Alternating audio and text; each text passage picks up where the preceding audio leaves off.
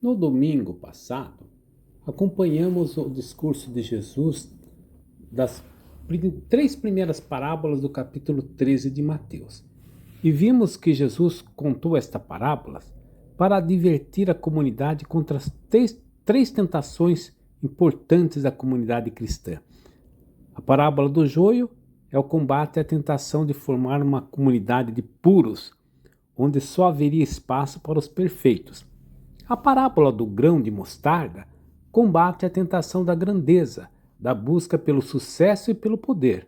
Já a parábola do fermento enfrenta a tentação do desânimo, lembrando que o reino cresce de maneira silenciosa, quase imperceptível, mas irresistível.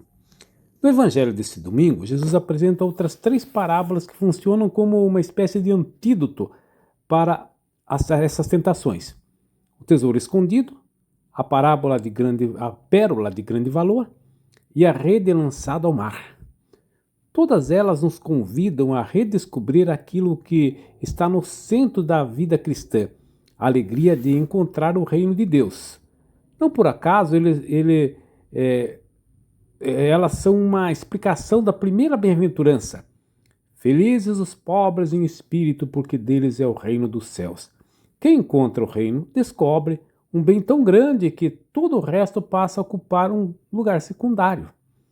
Antes de tudo, convém recordar que a expressão reino dos céus, típica do Evangelho de Mateus, não significa um lugar para onde iremos depois da morte. Os judeus evitavam pronunciar o nome de Deus e, por respeito, substituíam-na pela palavra céus. Assim, reino dos céus significa simplesmente reino de Deus.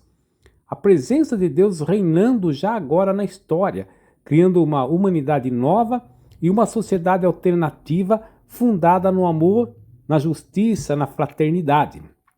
A primeira parábola fala de um homem que encontra um tesouro escondido num campo.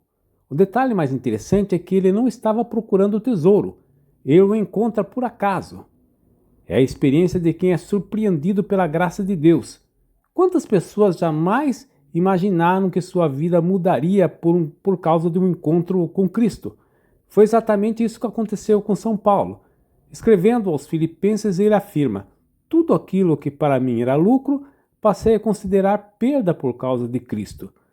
Depois do encontro com o Senhor, tudo o que antes parecia importante perdeu o brilho diante da riqueza incomparável de conhecer Jesus. A segunda parábola apresenta um comerciante de pérolas. Diferentemente do primeiro homem, ele vive procurando, é um buscador. Sua vida inteira consiste em procurar a pérola perfeita. Quando finalmente a encontra, vende tudo para adquiri-la. As duas histórias representam caminhos diferentes. Há quem encontre Cristo inesperadamente, sem jamais tê-lo procurado. Outros passam anos buscando a verdade, lendo, estudando, rezando, até descobrirem que todas as suas inquietações encontram respostas em Jesus. Um é surpreendido, o outro chega ao fim de uma longa procura, mas ambos fazem exatamente a mesma coisa.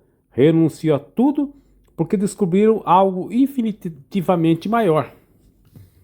A terceira parábola retoma a imagem muito familiar aos discípulos. Jesus os havia chamado para serem pescadores de homens. Agora ensina como essa pesca acontece. A rede é lançada ao mar e recolhe peixes de toda espécie. O reino possui um alcance universal. O convite de Deus não conhece fronteiras, distinções sociais, nacionais ou religiosas. Todos devem ser alcançados pela rede do Evangelho. Somente ao final é feita a separação entre os peixes bons e os ruins. Trata-se de uma parábola claramente escatológica.